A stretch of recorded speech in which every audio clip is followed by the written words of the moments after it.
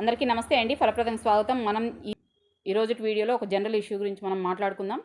ప్రస్తుత సమాజాన్ని మళ్ళీ భయపెడుతున్న కరోనా మహమ్మారి. కరోనా మళ్ళీ వచ్చిందని అందరూ భయపడుతున్నాము. టీవీలో న్యూస్ చూస్తే మళ్ళీ భయం కలిగే విధంగానే చెబుతూ ఉన్నారు.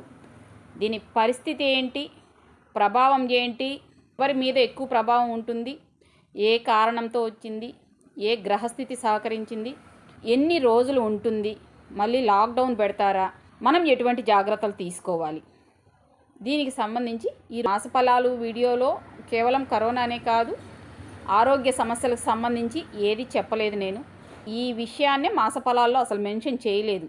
మిగిలిన అన్నీ అంటే సామాజిక రాజకీయ ఇవన్నీ చూసాం, కానీ వాతావరణం గురించి కానీ మా గురించి ఆరోగ్య సమస్యల గురించి కానీ మనం చెప్పలేదు. మనకు సమస్య రేజ్ అవుతోంది కాబట్టి ఏ కారణంతో ఇప్పుడు మళ్ళీ కరోనా వస్తుంది, కారణం ఏంటి అని కాస్త మళ్ళీ ఈ గ్రహస్థితులన్నింటినీ పూర్తిగా గమనించి చూడవలసి వచ్చింది. ఎందుకంటే మనకు సాధారణంగా చూస్తే ఆ కాంబినేషన్స్ ఏవి కనిపించట్లేదు కదా అనేసి ఎవరికైనా సందేహం వస్తుంది. తీరా ఇక్కడ కొంచెం డీప్గా గమనించి చూస్తేనే అసలు కారణం మనకు అర్థమవుతోంది. ఇలాగా మనం గ్రహస్థితి గురించి చెప్పుకుందాం. ఎందుకంటే మనకు జ్యోతిష్యం గురించి ఎవరు చూసినా ఏ కాంబినేషన్స్తో ఇప్పుడు ఈ సమస్య వస్తోంది అనేది ప్రతి ఒక్కరికి కాస్త ఆసక్తిగా ఉంటుంది. గ్రహముల యొక్క స్థితి కాంబినేషన్స్ తెలుసుకోవాలని జస్ట్ చిన్న చార్ట్ ఇస్తాను చూడండి. ఇది ఈ నెల మనకు మాస ఫలితాల్లో మనం చెప్పుకున్న చార్టే. మళ్ళీ ఒకసారి చిన్నపాటి మార్పులతో ఈ చార్ట్ని చూడండి. మేషంలో గురువు, వృషభ, మిథున, కర్కాటక, సింహాలలో గ్రహములు ఏవీ లేవు. కానీ మిథునం మీద రవి బుధుల ప్రభావం ఉంది. కర్కాటకంలో గ్రహములు ఏవీ లేవు, కానీ సింహంలో శని గురువుల ప్రభావం ఉంది. ఇంకా కన్యలో కేతు ఉన్నారు. ప్రస్తుతానికి సమస్య ప్రారంభమయ్యే సమయానికి శుక్రుడు తులలో తన సొంత ఇంట్లో 20 డిగ్రీల ప్రాంతంలో ఉండగా మనకు ఈ కరోనా అనేది అప్డేట్ చేయడం జరిగింది ఇండియన్ గవర్నమెంట్. ఇంకా వృశ్చికంలో కేవలం కుజుడు ఒక్కరే ఉన్నారు. రవి అప్పటికే ధనుసులోకి వెళ్ళిపోయారు.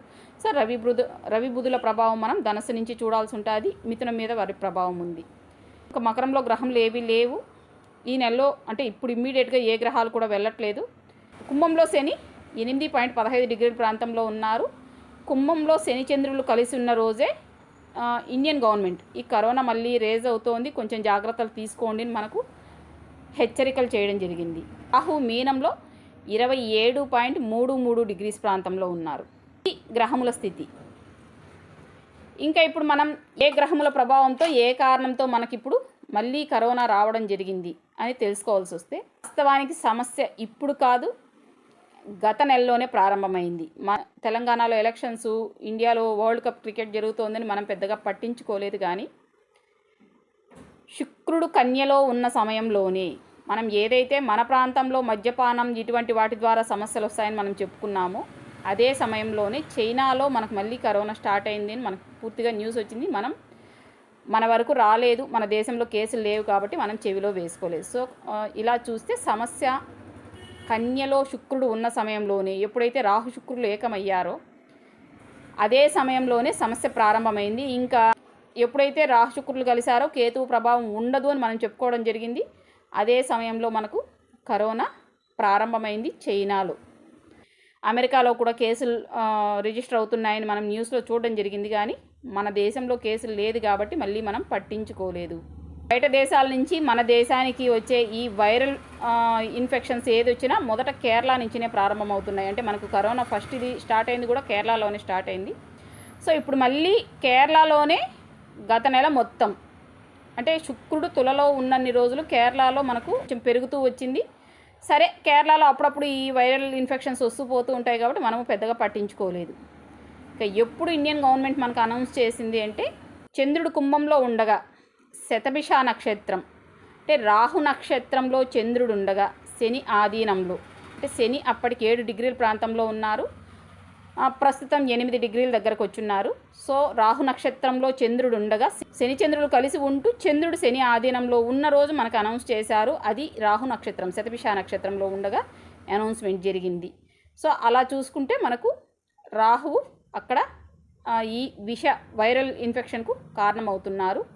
ఇంకా మనకు కరోనా అనేది పూర్తిగా ఒక రకమైన వైరల్ ఇన్ఫెక్షనే అది.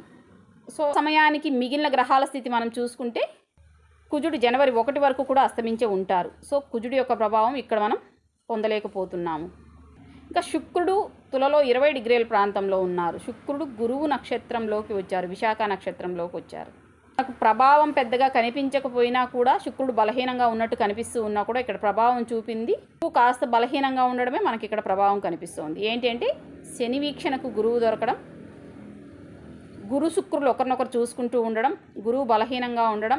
ఎప్పుడైతే మళ్ళీ విశాఖ నక్షత్రంలోకి అంటే 20 డిగ్రీల ప్రాంతంలోకి శుక్రుడు వచ్చినప్పుడు విశాఖ నక్షత్రంలోకి శుక్రుడు వచ్చారో అప్పటి నుంచి మనకు సమస్య కంటికి కనిపించడం ప్రారంభమైంది. సో శుక్రుడు విశాఖ నక్షత్రానికి వచ్చినప్పటి నుంచి ఆ రోజే మనకు ఇక్కడ కొంచెం కేరళలో సీరియస్ అయింది, పరిస్థితి విషమిస్తోంది అని తెలిసి ఇండియన్ గవర్నమెంట్ హెచ్చరించడం జరిగింది. అప్పటికే కొంచెం మనకు స్ప్రెడ్ అవ్వడం ప్రారంభమైంది. సో ఇంకా ఈ శుక్రుడు గురువు నక్షత్రంలో ఉన్నన్ని రోజులు మనకు ఈ భయాలు అయితే మనం పడుతూనే ఉండాల్సింది. ఎందుకంటే ఇక్కడ అంశాలు ఇక్కడ ప్రభావం చూపిస్తున్నాయి, గమనించి చూడండి తెలుస్తుంది. మనకు 19 డిగ్రీల వరకు శని అంశ, 19 డిగ్రీల నుంచి 23.5 డిగ్రీల వరకు బుధ అంశ ఉంటుంది. సో బుధ అంశలోకి శుక్రుడు ఎంటర్ అయిన వెంటనే అనౌన్స్మెంట్ జరిగింది. బుధుడు ఇంట్లో శుక్రుడు ఉండగా సమస్య ప్రారంభమయ్యి శుక్రుడు బుధ అంశలోకి ఎంటర్ అయిన వెంటనే ఇక్కడ మనకు సమస్య అనౌన్స్ చేశారు. అదే సమయానికి మనకు రాహువు బుధ నక్షత్రంలో శుక్ర అంశలో మీనంలో ఉన్నారు. ఇక్కడ గురువు యొక్క ఒక ఇల్లు పోయి గురువును ఎదురుగా శుక్రుడు మరింత బలహీనం చేసిన సందర్భంగా సమస్య ఇబ్బందికరంగా మారడానికి పరిస్థితి సహకరించింది. మనం గురువు శుక్రుడు ఏ రకంగా ఒకరితో ఒకరు కలిసినా కూడా మనం కాస్త ఇబ్బందికరమైన పరిస్థితులు రావడాన్ని చూస్తున్నాము. అది మరింత ప్రమాదకరంగా మారడాన్ని కూడా మనం చూస్తూ ఉన్నాం. సో దేశంలో జరిగిన 1-2 రైలు ప్రమాదాలు కూడా గురు శుక్ర కాంబినేషన్లోనే జరిగాయి. సో ఇప్పుడు మళ్ళీ గురువు శుక్రుడు ఒకరినొకరు చూసుకుంటున్నారు కాబట్టి దేశం మొత్తం మళ్ళీ ఒక్కసారిగా భయపడే విధంగా, భయాందోళనకు లోనయ్యే విధంగా జరగడము చూస్తున్నాం. ఇప్పుడు ఓకే, మనకు గురువు నక్షత్రం నుంచి శుక్రుడు వెళ్ళిపోతే సమస్య తగ్గిపోతుందా అంటే లేదు, ఇంకా ఎక్కువ అవుతుంది. ఎందుకంటే శని యొక్క 10వ వీక్షణకు శుక్రుడు వృశ్చికంలో దొరుకుతున్నారు. వృశ్చికం అనేది మనకు సహజంగానే ఒరిజినల్ 8th హౌస్ అవుతుందన్నమాట. సహజభావ చక్రంలో 8వ స్థానం వృశ్చికం అవుతుంది. ఈ వృశ్చికంలోకి శుక్రుడు వస్తే ఏమవుతారు? 1 శని వీక్షణకు దొరుకుతారు, 2 సహజభావ చక్రంలో 2వ ఇంటిని చూస్తారు, వృషభాన్ని చూస్తారు. సో సహజభావ చక్రంలో 2వ ఇంటిని శుక్రుడు చూస్తున్నారంటే ఇది కాస్త విషపూరితమైన పరిస్థితి ఏర్పడడానికి అవకాశం ఉంది. అంటే శుక్రుడు 2ను చూడడం కానీ, వృషభంలో ఉండడం కానీ, వృషభాన్ని చూడడం కానీ సమస్య కాదు. మనకు సమస్య అంతా ఏంటి ఇక్కడ అంటే శని వీక్షణకు శుక్రుడు దొరికి ఆ శుక్రుడు మళ్ళీ వృషభాన్ని చూడడం ఇక్కడ మనకు సమస్య. వృషభం వచ్చి మనకు సహజభావ చక్రంలో 2వ ఇల్లు అయింది. ఆ వృషభాన్ని మళ్ళీ శని వీక్షణకు దొరికిన శుక్రుడు చూస్తున్నారు అంటే గొంతు, నోరు, థ్రోట్ ఇన్ఫెక్షను, ఈ కాఫ్ అంటే కొంచెం డ్రై కాఫ్ ఇవన్నీ రావడానికి ఎక్కువగా అవకాశం ఉంటుంది. అంటే సహజంగానే శుక్రుడు వచ్చి అగ్నికారకుడు అన్నమాట. ఈ అగ్నికారకుడైన శుక్రుడు శని వీక్షణకి ఎప్పుడైతే కట్టుబడ్డారో శని రోగకారకుడు, ఆయుకారకుడు, దుఃఖకారకుడు కూడా అవుతారు. ప్రాణభయంతో ఇబ్బంది పడే పరిస్థితులు మనకు కనిపిస్తాయి. ఏ కారణంగా అంటే సహజభావ చక్రంలో 8ని శని చూస్తూ మనం గత నెలలో తప్పించేసుకున్నామని నేను చెప్పాను. ఏంటంటే కుజుడు అస్తమించిన కారణంగా శని కుజ కారకత్వాన్ని దేన్ని ఇబ్బంది పెట్టలేదు.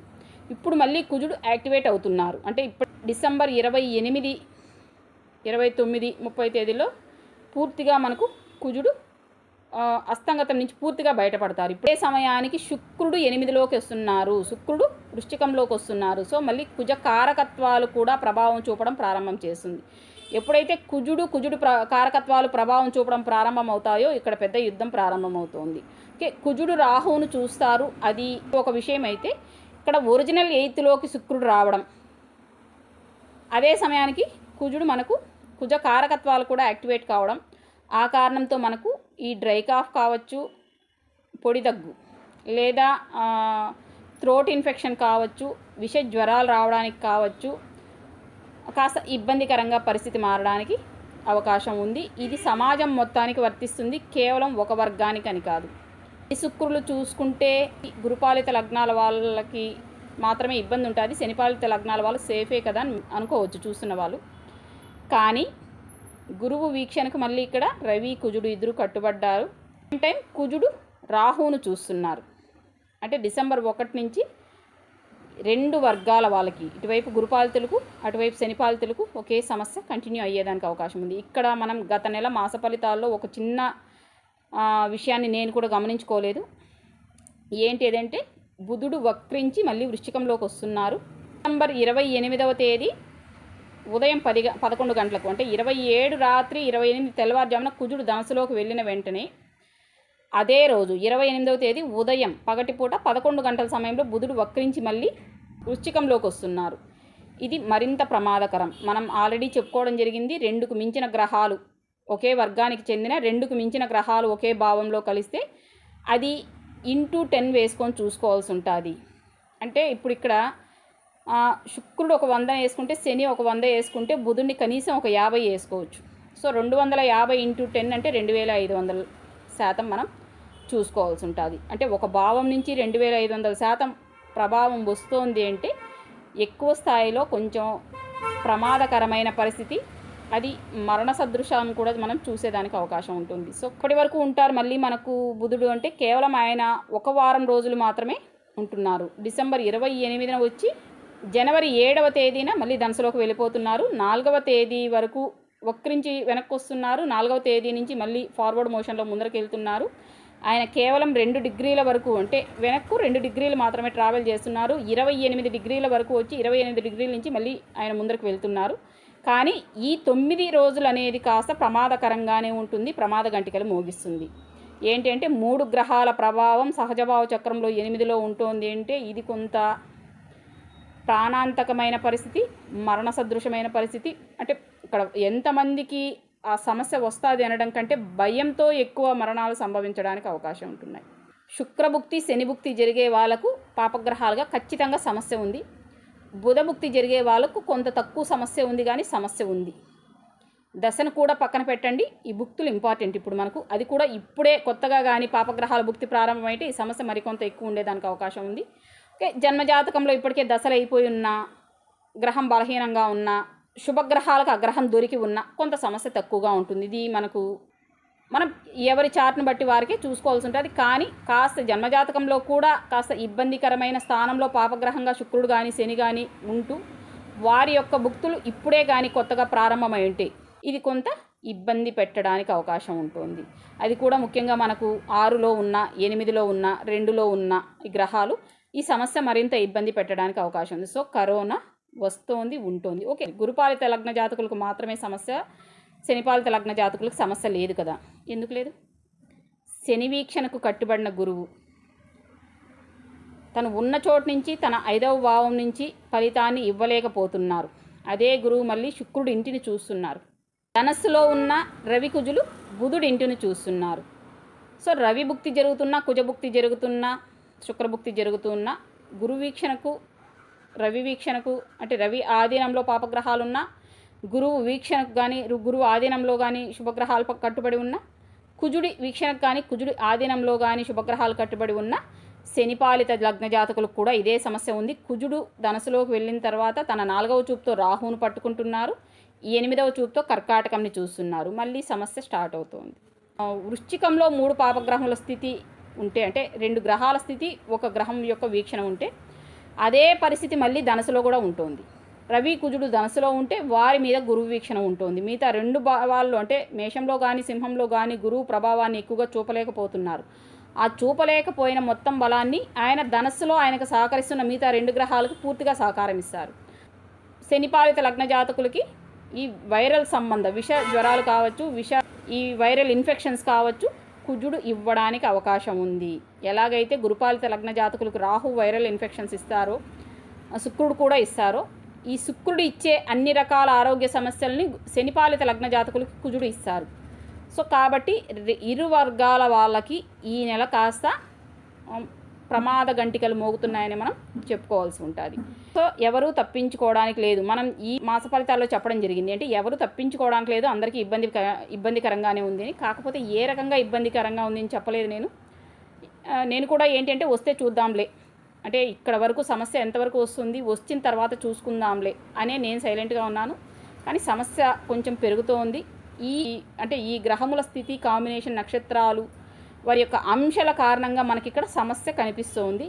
ఈ నెలలో కొంచెం ఇబ్బందికరంగానే పరిస్థితి ఉంటుంది. డిసెంబర్ 20వ తేదీ నుంచి మొత్తం జనవరి 15 వరకు కూడా సమస్య ఇంచుమించు ఇలాగే ఉంటుంది. పెద్దగా మనకు మార్పు ఏమి ఉండదు. సరే, మనకి ఎప్పటి నుంచి సమస్య తగ్గవచ్చు, ఫిబ్రవరి 15 నుంచినే కొంచెం తగ్గుతూ వస్తుంది. కానీ ఫిబ్రవరి 22వ తేదీ తర్వాత పూర్తిగా తగ్గుముఖం పట్టి ఫిబ్రవరి చివరి సమయానికి మనకి ఇంకా లేదు, ఇంకా తగ్గింది, నార్మల్గా ఉంది అని చెప్పుకోవచ్చు. ఫిబ్రవరి 15కు రవి కుంభంలోకి వెళ్తారు. శని అస్తంగతం ప్రారంభమవుతోంది. అదే సమయంలోనే బుధుడు కూడా కుంభంలోకి వెళ్ళి బుధుడు కూడా అస్తమించడం ప్రారంభమవుతుంది. ఎప్పుడైతే మనకు శని బుధుడు ఇద్దరు అస్తంగతం చెందుతారో అదే సమయానికి శుక్రుడు కూడా మనకు గురువీక్షణలోకి వచ్చేస్తున్నారు. ఫిబ్రవరిలో రవి కుంభంలోకి వెళ్ళిన సమయం నుంచి మనకు సమస్య తగ్గుముఖం పడుతూ వచ్చి ఈ చివరికంతా ఇంకా లేదు అనే విధంగా మనం రిలాక్స్ అవ్వచ్చు. ఇంకా తర్వాత మళ్ళీ కొంచెం అక్కడక్కడ 1-2 కేసులు వస్తూ ఉంటాయి. కానీ శని అస్తమించడం, ఆ తర్వాత శని అస్తంగతం నుంచి బయటపడే సమయానికి కుజుడు ఆధీనంలోకి శని వెళ్ళడం, అదే సమయానికి మళ్ళీ రాహువుని రవి కంట్రోల్ చేయడం, రవి మీనం నుంచి మేషంలోకి వెళ్ళి అదే సమయానికి కుజుడు మళ్ళీ మీనంలోకి వెళ్ళడం. సో పూర్తిగా మనకు తగ్గుముఖం పట్టే అవకాశం ఉంటుంది. మనం గత సంవత్సరం కూడా ఈ పరిస్థితిని చూసాము, కాకపోతే ఎక్కువ పట్టించుకోలేదు. గత సంవత్సరం మార్చి ఏప్రిల్లో కూడా మనకు కొద్దిగా కరోనా లక్షణాలు అయితే కొన్ని చోట్ల కేసెస్ అయితే రేజ్ కావడం కనిపించింది. కానీ ఒక 15-20 రోజుల్లోనే అవన్నీ సర్దుకున్నాయి. ఈసారి కూడా ఈ సమస్య ఒక నెల రోజుల వరకు ఎక్కువ ఇబ్బంది పెడుతుంది. తర్వాత ఒక నెల రోజులు మధ్యమంగా ఇబ్బంది పెట్టే అవకాశం ఉంది. తర్వాత మనకు ఫిబ్రవరి సెకండ్ హాఫ్ నుంచి సమస్య పూర్తిగా తగ్గుముఖం పట్టడానికి అవకాశం ఉంటుంది. సో ఇంకా మళ్ళీ మనకు బుధుడు మరియు శని ఇద్దరు అస్తంగతం చెందిన తర్వాత శుక్రుడు ఒక్కరే అంత ఇబ్బంది పెట్టలేరు. శుక్రుడు రాహువు కలిసి కూడా లేరు. కాబట్టి మళ్ళీ మనకు బుధుడు శుక్రుడు రవి ఒకరి తర్వాత ఒకరు మీనంలోకి వెళ్తారు. అంటే ఒకవేళ ప్రభావం ఉన్నా రవి ఆధీనంలోనే శుక్ర బుధ రాహువుల యొక్క ప్రభావం ఉంటుంది. లేదు అంటే అస్తంగతం చెందుతారు. వాళ్ళ అస్తంగతం నుంచి బయటపడే సమయానికి మనకు రాహు నుంచి వదిలి మేషంలోకి వెళ్ళిపోతారు. మేషంలోకి వెళ్ళిన సమయానికి కూడా అస్తమించే ఉంటారు.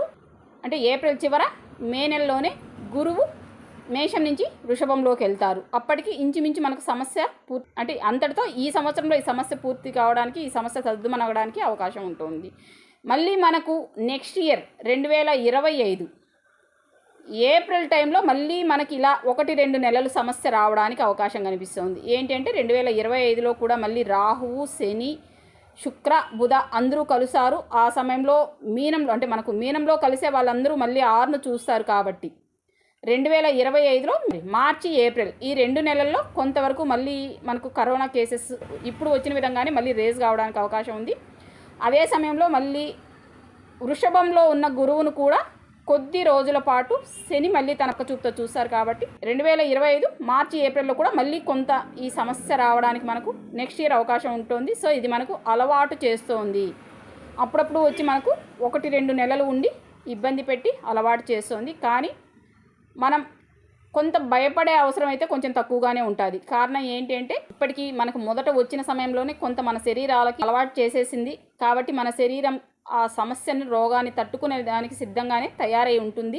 ఇది అందరూ చెబుతున్నారు. ఇంకా మళ్ళీ మనం కొన్ని ఈ మెడికల్ రిపోర్ట్స్, ఈ డాక్టర్స్ ఏం చెప్తున్నారు, సమస్యను ఫేస్ చేసిన డాక్టర్స్ ఏం చెప్తున్నారు అని చూస్తూ వస్తే వాళ్ళు సమస్య కొంచెం తక్కువగానే ఉంటుంది, భయపడవలసిన అవసరం ఏం లేదు. కొంత అంటే సమ్ ఆఫ్ ద పర్సన్స్ మాత్రమే, అంటే ఇప్పటికే ఎవరైతే కొంచెం తీవ్రమైన అనారోగ్యాలతో ఇబ్బంది పడుతున్నారో వీళ్ళకు మాత్రమే ఎక్కువ ఇబ్బందికరంగా ఉంది. కానీ సాధారణ ప్రజలకు పెద్దగా ఇబ్బంది లేదు, సాధారణ ఆరోగ్యంతో ఉన్న వాళ్ళకి పెద్దగా ఇబ్బంది లేదు అంటున్నారు. సో జాగ్రత్తలు తీసుకోవాల్సింది ఎవరంటే ఈ మద్యపానానికి బాగా అలవాటు పడిపోయేసి ఇప్పటికే శరీరం బలహీనంగా ఉన్నవాళ్ళు, ఈ లంగ్స్ రిలేటెడ్ ప్రాబ్లమ్స్, ఈ కిడ్నీ సంబంధ వ్యాధులు, ఇలా ఎవరైతే ఇప్పటికే దీర్ఘకాలిక కాస్త ప్రాణాంతకమైన అనారోగ్యాలతో ఇబ్బంది పడుతున్నారో వీళ్ళకు మాత్రమే సమస్య ఎక్కువ ఇబ్బంది పెడుతుంది. కొంచెం ప్రాణ సంకట పరిస్థితులు ఏర్పడతాయి. కొత్తగా ఇప్పుడు వస్తున్న ఈ వైరల్ ఫీవర్స్కి ట్రీట్మెంట్ ఇచ్చిన డాక్టర్స్ ఏం చెప్పారు అంటే ఇది సాధారణ వ్యక్తులకు ప్రాణాంతకం కాదు, కొత్త అంటే కాస్త సివియర్ హెల్త్ ఇష్యూస్ ఉన్న వాళ్ళని కొంచెం ఎక్కువ ఇబ్బంది పెడుతోంది. కొంతమందిలో మాత్రమే కొంచెం ఎక్కువ సమస్య కనిపిస్తోంది. కానీ రిమైనింగ్ పర్సన్స్లో ఏం పెద్దగా ఇబ్బంది లేదని డాక్టర్స్ కూడా చెప్పారు. కాబట్టి సాధారణ ఆరోగ్యంగా ఉన్న వాళ్ళు పెద్దగా మనం భయపడవలసిన అవసరం లేదు. అలాగని చెప్పి నిర్లక్ష్యం కూడా చేయాల్సిన అవసరం లేదు. ఎవరైతే మనం జాతకం రీత్యా చెప్పుకోవాల్సి వస్తే శుక్రభుక్తి, శనిభుక్తి, పాపగ్రహాల భుక్తులుగా జరుగుతున్న వాళ్ళకు కొంచెం ఇబ్బందికరంగానే ఉంటుంది. ఇది కొంచెం రాహుభుక్తి జరుగుతున్న వాళ్ళకు కూడా ఇబ్బందికరంగానే ఉంటుంది. సేమ్ టైం పాపగ్రహాలుగా రవిభుక్తి, కుజభుక్తి జరుగుతున్నా, గురుభుక్తి జరుగుతున్నా కూడా ఇది కొంత ఇబ్బంది పెట్టడానికి అవకాశం కనిపిస్తుంది. సేమ్ టైం కేతుభుక్తి జరుగుతున్న వాళ్ళకు కూడా ఏంటంటే కేతు మనకు అసలు చెకప్ చేసినా కూడా ఒక్కోసారి సమస్య కనిపించకుండా ఉండడానికి కూడా సహకరిస్తారు. కాబట్టి మీకు పాపగ్రహాల భుక్తులు కానీ జరుగుతూ ఉంటే ఇప్పుడే ప్రారంభమై జన్మజాతకంలో కూడా గ్రహాలు ఇబ్బంది పెడుతూ ఏదైనా అనారోగ్యం అనిపిస్తే కొంత చెకప్లు అయితే చేయించుకోండి. అవసరం ఉంటే వైద్యం తీసుకోవచ్చు. సాధారణంగా మనం ఎటువంటి జాగ్రత్తలు తీసుకోవచ్చు? ఇది నాకు తెలిసి జాగ్రత్తలు తీసుకోవడమే చాలా తేలికైన పని అండి. ఈ హాస్పిటల్కి వెళ్ళి చెకప్లు వీటన్నిటికంటే కూడా మనం సాధారణంగానే ముందు జాగ్రత్తలు తీసుకోవడమే చాలా తేలికైన పని. ఏంటి ఆ జాగ్రత్తలు ఎలా తీసుకోవచ్చు? ఏమీ లేదు, మన ఫుడ్లో సరైన జాగ్రత్తలు తీసుకుంటే చాలు, అంతకుమించి ఏం చేయాల్సిన అవసరం లేదు. చాలా తేలిగ్గా మన ఆహారంలో మార్పులు చేసుకోవడం వల్ల మన ఈ సమస్యను మన వరకు రాకుండానే చూడవచ్చు, వచ్చినా మనల్ని ఇబ్బంది పెట్టకుండా చూసుకోవచ్చు. ఏదైతే ఆహార పదార్థాలు, గ్రహముల యొక్క ఆహార పదార్థాలు, ఆహారం ఔషధం ఆరోగ్యం అనే సిరీస్లో చెప్పాము. అందులో ఇవన్నీ మనం అంటే ఏ ఏ గ్రహానికి ఏ ఏ ఆహార పదార్థాలు సూట్ అవుతాయని చెప్పడం జరిగింది. గురుపాలిత జాతకులు అల్లంను ఎక్కువగా తీసుకుంటూ రండి. ఇది మనకు ఆ బ్యాక్టీరియా కావచ్చు, ఆ వైరస్ కావచ్చు మన వరకు రాకుండా ఎక్కువ ఇబ్బంది పెట్టకుండా చూస్తుంది. ఒకవేళ వచ్చినా కూడా దాన్ని తట్టుకునే శక్తి మనకు ఈ అల్లం ఇస్తుంది. ఇంకా తేనె వచ్చి కేతువుది. మన శరీరంలో పూర్తి రోగనిరోధక శక్తిని ఇచ్చేది తేనె. ఖచ్చితంగా ప్రతి గురుపాలిత జాతకులకు అనుకూలిస్తుంది. సో తేనె. ఆవు నెయ్యి మన ఒంట్లో ఉన్న ఏదైతే ఈ విషక్రిములు, విషకీటకాలు, బ్యాక్టీరియా, చెడు కొలెస్ట్రాల్ అంటారు కదా, ఇది కావచ్చు. విషక్రిముల యొక్క బ్యాక్టీరియా ఏదైతే మన శరీరంలో మనకు తెలియకుండా ఉంటుందో ఈ బ్యాక్టీరియాను, చెడు బ్యాక్టీరియాను మన శరీరంలో లేకుండా, సేమ్ టైం ఏదైనా మనం కొంచెం మలబద్ధకం వంటి సమస్యలతో ఇబ్బంది పడుతూ ఉంటే ఈ సమస్య తగ్గుముఖం పట్టడానికి కూడా మనకు ఆవు నెయ్యి సహకరిస్తుంది. సేమ్ టైం మన ఒంట్లో రోగ నిరోధక శక్తిని పెంచడానికి ఆవు నెయ్యి అన్ని సమయాల్లో కూడా సహకారం ఇస్తుంది. గురుపాలిత జాతకులు ప్రతిరోజు నిద్ర లేచిన వెంటనే 1 స్పూన్ మెంతుల్ని మీరు రాత్రే నానబెట్టుకొని ఉదయం వాటిని ఆ నీళ్లు తాగి నవిలి మింగినా ఓకే, లేదా మెంతులు మామూలుగానే నోట్లో వేసుకొని నీళ్లు తాగి మింగేసినా కూడా సరే. 1 స్పూన్ మెంతుల్ని మీరు ప్రతిరోజు మనం ఉదయం టీ, కాఫీ తీసుకోవడానికంటే కూడా ముందే పరగడుపున తీసుకోవడం వల్ల జీర్ణ వ్యవస్థ మెరుగుపడి ఏవైనా మనకు కాస్త ఈ కడుపులో ఇన్ఫెక్షన్స్ ఏదైనా ఉంటే అవి లేకుండా చూసి మనం మరింత ఆరోగ్యంగా ఉండే విధంగా సహకరిస్తుంది. మనకు ఎప్పుడైతే సాఫీగా జీర్ణం అయిపోతుంది, తిన్న ఆహారం మనల్ని ఇబ్బంది పెట్టట్లేదు అంటే రోగం రావడానికి అవకాశం లేదు. సో మెంతులు తీసుకోవడం వల్ల మనకు పేగులు చాలా శుభ్రంగా అయ్యి జీర్ణ వ్యవస్థ మెరుగుపడి శరీరం మరింత ఆరోగ్యంగా కావడానికి, మరింత రోగనిరోధక శక్తి పెరగడానికి మెంతులు సహకరిస్తాయి. సో గురుపాలిత జాతకులు మెంతులు ప్రతిరోజు ఉదయం పరగడుపున నిద్ర లేచిన వెంటనే బ్రష్ చేసుకొని 1 స్పూన్ మెంతులు నోట్లో వేసుకొని మింగచ్చు. లేదా కొంతమంది రాత్రిపూటే నానబెట్టుకొని ఉదయం ఆ నీటిని తాగి మెంతులు నవిలి మింగే వాళ్ళు ఉంటారు. మీ సౌకర్యం ఎలా ఉంటే అలా చేసుకోండి, 2 పని చేస్తాయి. అధిక లావు ఉన్నా కూడా నియంత్రించడానికి ఈ మెంతులు సహకరిస్తాయి. ఇంకా అల్లము, తేనె, ఆవు నెయ్యి, సూర్యుడి శుభగ్రహం అయితే నిమ్మకాయ, వీటిని మీరు ఎంత ఎక్కువ తీసుకోగలిగితే మీకు అంత మంచిది గురుపాలిత జాతకులకి. ఇంకా శనిపాలిత జాతకుల పరిస్థితి ఏంటి? శనిపాలిత జాతకులు ఫస్ట్ ప్రయారిటీ వెల్లుల్లిపాయ. రాయలసీమ ఇటువంటి ప్రాంతాల్లో తెల్లగడ్డ అని కూడా అంటారు. వెల్లుల్లిపాయకు ఎక్కువ ప్రాముఖ్యత ఇవ్వండి శనిపాలిత జాతకులు. ఇది మనకు గురుపాలిత జాతకులకి అల్లం ఎలాగైతే మొదటి ప్రాముఖ్యతనిచ్చామో శనిపాలిత జాతకులకి తెల్లగడ్డ, వెల్లుల్లి అంత ప్రాధాన్యత సంతరించుకుంటుంది. ఇంకా ఏ ఏ పదార్థాలు మనం తీసుకోవచ్చు అంటే లవంగాలు, యాలకులు. ఈ 3 పదార్థాలను మీరు ఎంత ఎక్కువ తీసుకోగలిగితే మీకు అంత మంచిది. మిగతాటివన్నీ మీ డైలీ రొటీన్ ఫుడ్స్లో మీరు తీసుకోవచ్చు. అవి మీకు అనుకూలతనే ఇస్తాయి వీటికి తగిన విధంగా. ఎందుకంటే అన్ని వేడి కలిగించే పదార్థాలే కాబట్టి ఈ వేడి కంట్రోల్ కోసం మీరు కొబ్బరి నీళ్ళు పడితే కొబ్బరి నీళ్ళు కానీ, మజ్జిగ పడితే మజ్జిగ కానీ తాగడం మంచిది. ఇవన్నీ మీకు ఈ ఇన్ఫెక్షన్స్ రాకుండా ఉండడానికి మనకు అన్ని విధాలుగా సహకరిస్తాయి. సో ఆహారంలో ఈ జాగ్రత్తలు తీసుకుంటే చాలు. మనము ఇంతకు మించి ఏం పెద్ద జాగ్రత్తలు ఏం తీసుకోవాల్సిన పని లేదు. డైలీ ఫుడ్స్లోనే మనం ఈ 3-4 పదార్థాలని కొంచెం యాడ్ చేసుకుంటూ రావడం వల్ల, ప్రతిరోజు ఈ పదార్థాలు మనం తీసుకుంటూ రావడం వల్ల మనకు రోగ నిరోధక శక్తి పెరుగుతుంది. ఈ వైరస్లు ఏదైనా ఉంటే, విషపూరిత క్రిములు ఏదైనా మన ఒంట్లో ఉంటే, ఈ వైరల్ ఇన్ఫెక్షన్స్ ఏదైనా మనకు వచ్చేటట్టుగా అంటే ఇవి ఆ సమస్య మన వరకు రాకుండా ఆపడంతో పాటు సమస్య వస్తే ఎదుర్కొని పోరాడే శక్తి కూడా మన శరీరానికి అందిస్తాయి. ఓకే, ఇది ఎక్కువ రోజులైతే ఉండదు, మనం ఎక్కువ భయపడాల్సిన అవసరం కూడా లేదు. లాక్డౌన్ పెడతారంటే లాక్డౌన్ అయితే పెట్టరండి. ఏదైనా చిన్నపాటి అవేర్నెస్ అంటే జాగ్రత్తలు అయితే చెప్పచ్చు. మాస్క్ లేకుండా తిరగద్దండి, ఇంత డిస్టెన్స్ మెయింటైన్ చేయండి, ఇటువంటి జాగ్రత్తలు మాత్రమే ఉంటాయి. లాక్డౌన్ మళ్ళీ పెట్టరు. పెట్టినా కూడా టైం మెయింటెన్స్ అంటే ఇన్ని గంటల లోపు ఎలా ఏదైనా పెడతారు కానీ పూర్తి లాక్డౌన్ అయితే మళ్ళీ రాదు. భయపడాల్సిన అవసరం లేదు. సమస్య కూడా పెద్దదేం కాదు. మనకు జనవరి 1 నుంచినే సమస్య తగ్గుతూ వస్తుంది. కానీ ఈ ఒకసారి వచ్చింది కాబట్టి ప్రవాహం, ఈ ఫ్లో అనేది మనకు కంటిన్యూ కావాలి కాబట్టి కంటిన్యూ అవుతుంది. ఫిబ్రవరి సెకండ్ హాఫ్ నుంచి మనం సమస్య పూర్తిగా తగ్గుముఖం పట్టడాన్ని చూస్తాం. ఓకే, ఇది అండి కరోనా మళ్ళా రావడానికి అవకాశం ఉందా, మనం ఎటువంటి జాగ్రత్తలు తీసుకోవాలి, ఎంతవరకు దీని యొక్క ప్రభావం ఫలితం ఉంటుంది అనే విషయానికి సంబంధించిన వివరణ. ఒకవేళ ఇందులో మీకు ఏదైనా సందేహాలు ఉంటే కామెంట్ సెక్షన్లో కామెంట్ చేయండి. నేను మీకు అందులో అక్కడే వివరణ ఇస్తాను. ఇంకా నేను ప్రతిసారి చెప్పలేకపోతున్నాను. మీకు జ్యోతిష్యం గురించి ఏ సందేహాలు ఉన్నా సరే దయచేసి కొత్తగా సబ్స్క్రైబ్ చేసుకున్న వాళ్ళైనా సరే కామెంట్ సెక్షన్లో మాత్రమే మెసేజ్ చేయండి. నాకు వాట్సాప్ చేయడం కానీ నాకు ఫోన్ చేయడం కానీ చేయవద్దు. ఎందుకంటే నాకున్న సమయంలో నేను కొంత సమయాన్ని జ్యోతిష్యం గురించి కేటాయిస్తూ ఉన్నాను. నేను అంతకు మించిన సమయాన్ని జ్యోతిష్యం గురించే కేటాయిస్తూ వస్తే నా వ్యక్తిగత పనులు నాకు కొన్ని ఉంటాయి, నేను వాటిని కూడా చూసుకోవాలి.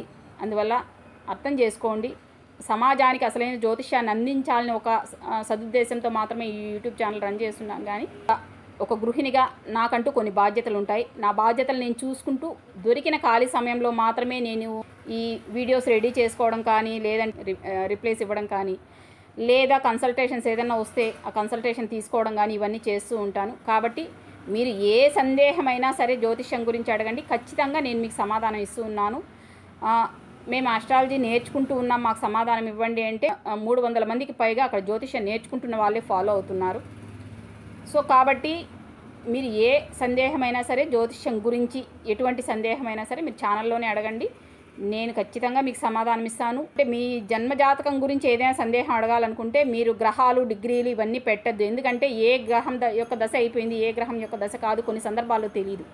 మీరు 2-3 గ్రహాలకు సంబంధించే ఈ డిగ్రీలో ఉన్నారని పెడుతూ ఉంటారు, మళ్ళీ సందేహం అడుగుతుంటారు. ఆ గ్రహం యొక్క దశ ఉందా అయిపోయిందని మీకు తెలియదు, నాకు తెలియదు. కాబట్టి date of birth, time of birth, place of birth ఈ 3 పెట్టి మీ సమస్య ఏంటి, వివాహమా, విద్య, ఆరోగ్యమా, ఉద్యోగమా, ఏ విషయం గురించి అడుగుతున్నారు, ఇంత మాత్రమే పెట్టండి చాలు. మీ బర్త్ చార్ట్ చూసి నేను మీకు సమాధానం ఇస్తాను. మీరు ఎక్కువ టైప్ చేసి పెట్టేది ఒక్కోసారి నాకు అర్థం కాదు, మీరు ఏం పెట్టారని కూడా నాకు అర్థం కాదు. సో నేను మళ్ళీ అన్ని నిదానంగా చదివి వెతుక్కోవాల్సి వస్తుంది. దీనికంటే మీ బర్త్ డీటెయిల్స్ పెట్టేసి మేడం ఇది సమస్య, దానికి సమాధానం చెప్పండి అంటే నేను చార్ట్ చూసే చెప్పేస్తాను. నాకు మరి కొంత టైం సేవ్ అవుతుంది, ఇంకొంచెం తేలిగ్గా చెప్పగలుగుతాను. లేదా సాధారణ సందేహాలు అయితే సాధారణంగా కామెంట్ చేయండి. సందేహ నివృత్తి అక్కడే చేయగలిగితే అక్కడే సమాధానం ఇస్తాను. ఒక్కొక్కసారి కొంచెం ఎక్కువ సమాధానం ఇవ్వాల్సి ఉంటుంది, దానికంటే వీడియో చేసేయడం బెటర్ అనిపిస్తుంది. కాబట్టి ఏదో సందర్భంలో వీడియో చేసే ప్రయత్నం చేస్తాను. ఓకే అండి, ఇది మనకు ఈ కరోనా దీనికి సంబంధించిన వివరణ. ఇంకా కొత్తగా సబ్స్క్రైబ్ చేసుకున్న వాళ్ళు ఏ రకంగా కామెంట్ చేయొచ్చు దీనికి సంబంధించిన వివరణ. ఇంకో వీడియోలో మళ్ళీ కలుసుకుందాం. అంతవరకు సెలవు, ధన్యవాదాలు.